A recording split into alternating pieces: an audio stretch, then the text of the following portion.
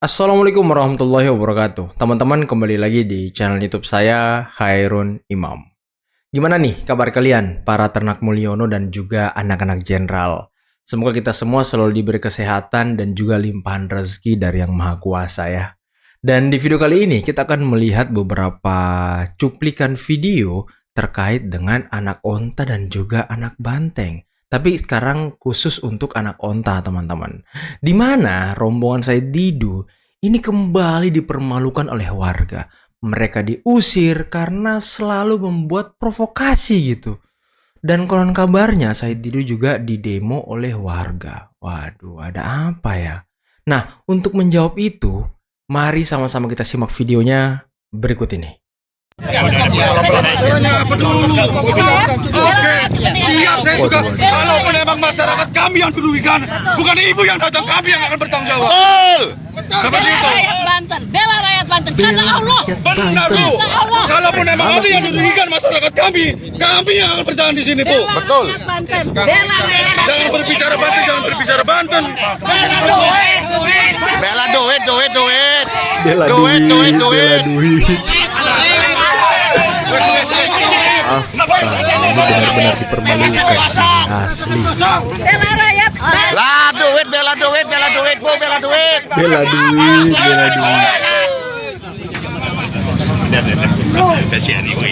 Iya maksud. Iya, nggak boleh gitu juga. Jangan selalu Mana saya diri? memojokkan sini. Karena kami dengan adanya kayak gini Pak, masyarakat kami juga buka terpal, buka parkir. Betul. Mendapatkan. Betul. Terus kalaupun emang ada daerah lain yang posisinya mau mengganggu, kami sepakat. Kalaupun emang di atas mau ributnya kayak apa, monggo silakan.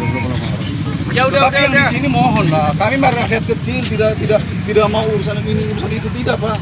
Yang penting masyarakat kami bisa dikasih pekerjaan, meskipun tidak banyak dia mendapatkan uang, paling tidak Betul. seperti itu. Kalaupun Iya, jangan bicara rumah digusur. Mana rumah yang digusur? Jangan bicara rumah digusur ya Iya. kan. Rumah yang digusur yang mana? Rumahnya yang digusur. Udah bang. Kita sepakat, kita orang Banten jangan sampai diadu domba bang. Betul. Kalaupun ada masyarakat kami yang dirugikan, PT yang ngasih makan ini mah PT. bukan mereka yang di jalan, saya yang di Nah, depan. keluarga ya kan. Betul. Kami yang dirugikan. Jalan.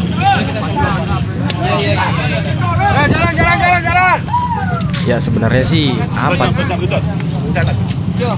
Ini ada nasi mau bagi-bagi. Ada nasi mau dibagi-bagi. Ada nasi kotaknya teman-teman. Wah, luar biasa ya.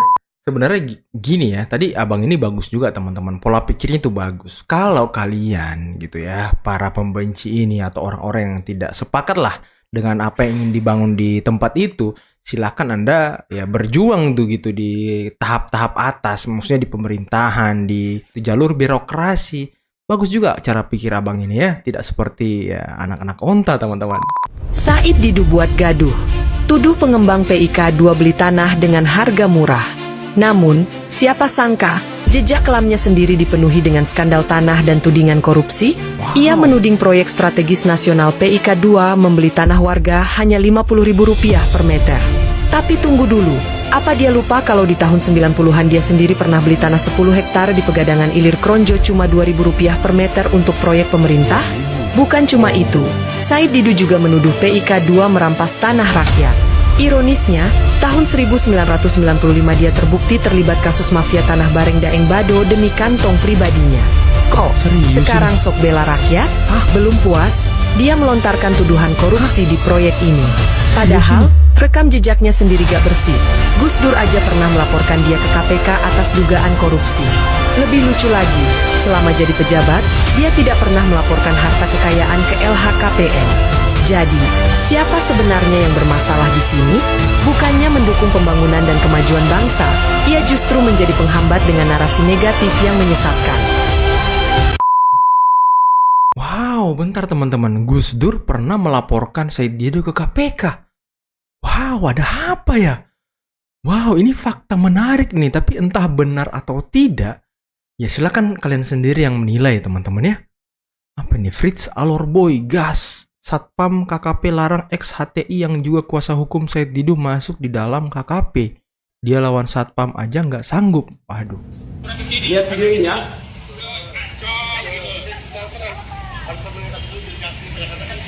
Lawan satpam saja tidak bisa. Lihat. Satpam saja masih menang di atas dia. Lihat. Ini yang namanya kuasa hukum Pak Said Didu. Katanya membela rakyat. Rakyat yang mana? Sebentar kita lihat profilnya dia. Dia ini siapa? Waduh, dibongkar Nah, profilnya. katanya Guan. Lawan satpam Kementerian Perikanan saja tidak tembus-tembus, apalagi mau lawan apa? Bro, satpam aja kamu nggak bisa, apalagi lawan akuang ya. Waduh. Saya ketawa kamu bro, belajar lagi bro. Lawan satpam loh, sudah pakai jas bagus-bagus, tapi lawan satpam tidak bisa tembus. Artinya satpam lebih hebat dari dia. Ini yang ngaku-ngaku mau bilang membela rakyat. Rakyat yang mana bro? Itu cuma 15 orang atau belasan orang yang pergi demo di kementerian itu yang kamu bangga. Pasukanmu cuma belasan orang. Hah? Bisa andalkan 15 orang itu atau belasan orang itu yang bilang membela rakyat. Rakyat yang mana bro? Rakyat itu sudah Rakyat yang pintar. mana, ya, Makanya ya, rakyat ya. yang ikut kamu. Kamu sendiri yang mengklaim bela rakyat segala. Fritz Alorboy aja udah pintar teman-teman ya. Sekarang dukung pemerintah gitu, dukung Jokowi, dukung Prabowo kok.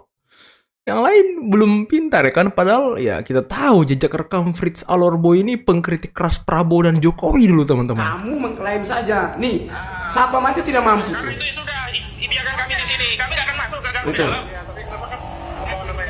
Betul, satpam betul, sepakat. Kita dukung satpam. Hajar ke satpam, hajar dia, hajar. Masa kita kompresnya di depan Ancol? Ya biarinlah, terserah lu lah. Usir ke satpam, usir.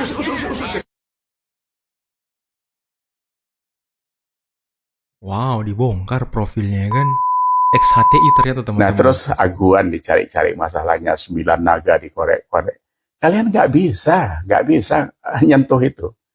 Kita ini sudah puluhan tahun hidup berdampingan dengan mereka-mereka yang bekerja, yang punya kontribusi untuk negara ini. Suka tidak suka. Masyarakat etnis Cina ini punya kontribusi besar di Indonesia. Mereka ada 11 juta di Indonesia. Dari semua orang kaya itu, rata-rata ya memang orang etnis Tionghoa yang ada di atas, termasuk Aguan atau Tony Salim, siapa Prayogo Pangestu dan sebagainya itu. Tapi apa yang mereka berikan kepada Indonesia selain pajak? Ribuan manusia bekerja atas dasar pemikiran mereka membuka usaha. Ya, kita apa yang kita lakukan sekarang? Cuma menghitung kapling sorga saja. Menghitung Emang udah kapling kalian sorga. ajak aguan reklamasi di surga sana untuk membuat kapling baru. Jadi itu yang harus dipikirkan. Nggak usah sentimen-sentimen kalian bilang Cina dan sebagainya. Kontribusinya besar. Makanya saya bilang kepada sama kawan saya bahwa orang yang ada di surga itu lebih banyak orang Cina. Karena kalau di Islam ada dibilang anfa'uhum linnas itu. Ada orang-orang untuk orang yang bermanfaat. Ya orang Cina yang bermanfaat sekarang daripada kita. Kita sih ribut soal surga neraka saja. Orang Cina yang ngasih makan kita. Gitu. Ya kan? Aguan punya berapa dia? Karyawannya. Ratusan ribu, jutaan kali. Berapa? Makan 3 kali satu hari. Kalau anak, istri, suami, 3 kali 9 porsi satu hari. Kalikan sekian ratus ribu karyawan dia. Kalian yang mana yang bisa ngasih makan seperti itu? Nah, jadi jangan ditarik-tarik ke ranah politik. Jangan seolah-olah itu membuat Indonesia mau kiamat. Banyak masalah-masalah lain yang sebenarnya lebih besar resiko salahnya itu ke depan. Termasuk akhlak kalian. Itu semua kan terjadi karena pejabat yang brengsek kan. Dari mulai DPR, pejabat, kepala dinas dan sebagainya. Ya kan? Ya sama seperti yang saya alami di perumahan Delta Sari di Waru ini kan gitu. Ya kan? Ini kan kalau nggak ada peran serta Pemda, BPN dan sebagainya, mana bisa site plan bisa dirubah untuk dijual pasumnya kan gitu. Itu siapa yang ngejaga itu? Tapi apakah kita mau bekutan ngurusin itu terus gitu? Coba melangkah ke depan, DPR itu berpikir yang baik ke depan, duduk. Mana yang salah diperbaiki, jangan diulangi lagi. Itu kalau bisa. Gitu. Saya itu ingat teman-teman ya, kata Yusuf Hamka, Bapak Yusuf Hamka. Dia kan etnis Tionghoa juga gitu. Jadi kolega-koleganya itu kan banyak dari etnis Cina juga, Tionghoa. Dan kata Pak Yusuf Hamka, dia kenal juga beberapa sembilan naga, tapi kata Yusuf Hamka bukan hanya sembilan naga, tapi banyak naga gitu. Dan faktanya ya banyak orang yang banyak, punya sangat amat banyak orang yang bekerja di perusahaan-perusahaan mereka. Dan ya kontribusi mereka untuk bangsa juga ya tidak main-main teman-teman ya. Kalau kita usir misal Pak Aguan aja coba, kita usir dia dari NKRI. Berapa banyak yang akhirnya orang yang putus kerja teman-teman. Orang yang akhirnya berhenti kerja. Bagaimana dengan anak-anaknya, bagaimana dengan istrinya. Coba kalau sentimen negatif itu terus dibangun, ini kan tidak baik teman-teman. Nanti ya kita bisa kembali ke masa lalu gitu.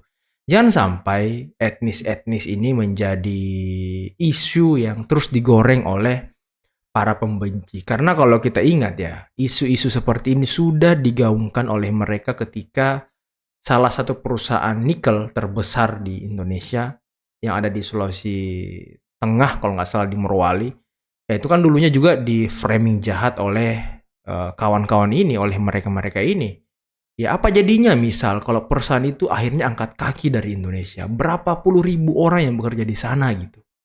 Orang yang mencari rezeki, mencari makan untuk anak istrinya, untuk menyekolahkan anak-anaknya, kan mata pencaharian mereka di sana gitu. Kalau saya berharapnya ya pergantian generasi ini untuk merubah itu, Gen Z, Gen Y ini. Kalau yang udah tua-tua seperti kita ini ya udah akut semua, yang pikirannya buruk, sampai berasap kupingnya nggak akan bisa selesai. Karena memang sudah akhlaknya udah seperti itu. Bukan frustrasi, tapi harapannya udah tipis gitu. Jadi harapan kita kepada anak-anak kita. Sehingga kita jangan meninggalkan legasi buruk, contoh buruk, tauladan buruk pada anak cucu kita. Supaya mereka ke depan jauh bisa lebih baik daripada kita. Gitu kan. Matilah dalam keadaan husnul khotimah, jangan su'ul khotimah. Kan udah banyak contoh. Dan satu hal yang kalian harus ingat bahwa semua yang kalian spill di wilayah kebaikan akan balik kepada kalian dalam bentuk kebaikan. Tapi kalau keburukan akan balik kepada kalian dalam bentuk keburukan. Apakah nanti kalian alami pada saat kalian masih hidup, atau nanti kepada keturunan-keturunan kalian. Jadi jangan pikir itu gratisan gitu saja, ya kan? Jadi sadarlah. Jadi nggak usah berdrama, bermacam-macam itu. Nggak perlu lagi dibuat-buat seperti itu. Orang semua sudah terbuka sekarang, medsos dan sebagainya sudah begitu luar biasa masyarakat Indonesia ini. Ya semoga kita diselamatkan dari apa ya, dari kemunafikan kita sendiri. Semoga kita bisa husnul khotimah, itu saja. Diampuni dosa-dosanya, dibaikkan pikirannya sehingga kita masuk ke jalan yang benar kembali. Ya, begitu saja obrolan kita hari ini. Semoga kita tetap dikasih kesehatan lahir batin. Buat kita yang masih menganggap diri kita waras, ya kita jangan keluar dari situ.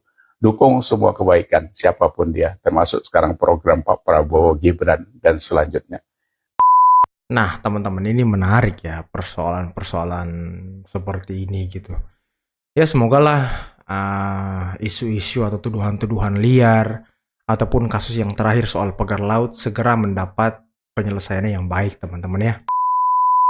Rocky Gerung potensi racuni pikiran 3.000, nah main-main ya, 3.000 anggota DPRD ya, tingkat provinsi, kabupaten, kota se-Indonesia. Waduh, ini racuni bisa pikiran kita ya kan. dalam kategori ya darurat NKRI. Saya ingin mencoba untuk mengedepankan satu tesis terlebih dahulu ya, bahwa ada ungkapan orang yang membicarakan peristiwa itu orang biasa, artinya lazim lah ya. Wah, ada peristiwa ini, peristiwa itu, kebakaran ini dan ini ya, ada bencana alam, ada peristiwa kehadiran atau kunjungan kerja si A, si B, si C, si D dan seterusnya. Itu adalah orang-orang biasa. Nah, tapi ada orang yang kita sebut masuk dalam kategori orang yang luar biasa. Orang yang luar biasa itu adalah orang yang membicarakan gagasan. Ya. Orang yang menyibuk menyibukkan dirinya selalu berpikir tentang gagasan-gagasan yang terbaik, tidak peduli apakah pikiran atau gagasan atau opini itu datang dari orang yang dia tidak sukai. Ya, dia selalu menyukai pikiran, sekalipun itu diproduksi oleh satu pikiran dari orang yang memang mungkin berseberangan dengan dirinya. Ya, nah, itu orang yang luar biasa. Tapi saya mau bicara dengan apa yang disebut dengan kategori orang yang membicarakan orang itu, ya, Senkot adalah orang yang dungu. Waduh, orang yang Jadi dari hari ke hari hidupnya hanya memproduksi, ya, kedunguan. pikiran-pikiran yang berkaitan dengan seseorang, ya, orang-orang tertentu, bagaimana, apalagi kalau niatnya memang menjelekkan orang. Ini betul-betul orang yang bukan hanya dungu tetapi super dungu, ya, Super seperti itu. dungu. Karena apa? Dia menghabiskan hari-harinya mengabaikan potensi terbaik dalam benaknya, dalam pikirannya untuk bisa menciptakan kualitas kehidupan yang jauh lebih baik. Orang yang selalu membicarakan orang akan miskin dengan gagasan, miskin dengan ide, sebab bagaimanapun juga kualitas kehidupan selalu berkaitan dengan kualitas pikiran kita. Nah, baik teman-teman, sobat sekalian, kita akan bicara tentang kualitas bimbingan teknis yang dilakukan oleh PDIP dengan mengundang seorang narasumber yang menurut saya tidak tahu apa kepentingan politiknya, ya, kepentingan edukasinya, ya, karena Mungkin PDIP sudah capek ya menyerang Pak Jokowi tapi tidak tembus-tembus, jadi mengundang orang lain biar bergabung jadi bersama-sama menyerang gitu ya kan. kepentingan politiknya, yes, bagaimana menjadikan Rocky Gerung itu adalah tameng, ya, perisai politik, bahkan ya poin-poin politik untuk mempertahankan status politik tertentu, ya. Biarlah anggota PDIP tertentu yang berbicara. Dalam konteks bimbingan teknis yang menurut saya itu adalah bimbingan yang penuh dengan nuansa keracunan, ya, yang bisa Nuansa membahayakan keracunan. kemurnian, ya, berpikir para anggota legislatif kita. PDIP perlu tahu, ya, bahwa mereka ke-3.000 anggota legislatif itu bukanlah persoalan pilihan partai, ya, itu pilihan Pilihan rakyat rakyat. yang bisa jadi di dalam itu adalah mayoritas adalah orang-orang yang juga mendukung Pak Jokowi, yang dalam narasi-narasi Jokowi, narasi-narasi Rocky Gerung itu benar-benar menghadirkan suatu nuansa kebencian pada Pak Jokowi dan juga pada terah Jokowi. Oke teman-teman, itulah tadi beberapa video yang bisa kita simak, yang bisa kita saksikan pada kesempatan kali ini. Dan menarik ya, bagaimana Said Didu beserta rombongan diusir oleh warga, bagaimana jejak rekam Said Didu dibongkar, dan bagaimana tadi Fritz Alorboy yang selama ini kita lihat keras kepada Pak Jokowi dan Pak Prabowo juga sudah sadar dan pintar teman-teman ya. Ya itulah orang bisa berubah, bisa berubah-berubah lah teman-teman ya. Dan mungkin cukup sekian dulu video kali ini. Jangan lupa teman-teman like, subscribe, dan share videonya. Akhir kata billahi taufiq wal hidayah. Wassalamualaikum warahmatullahi wabarakatuh. Bye-bye.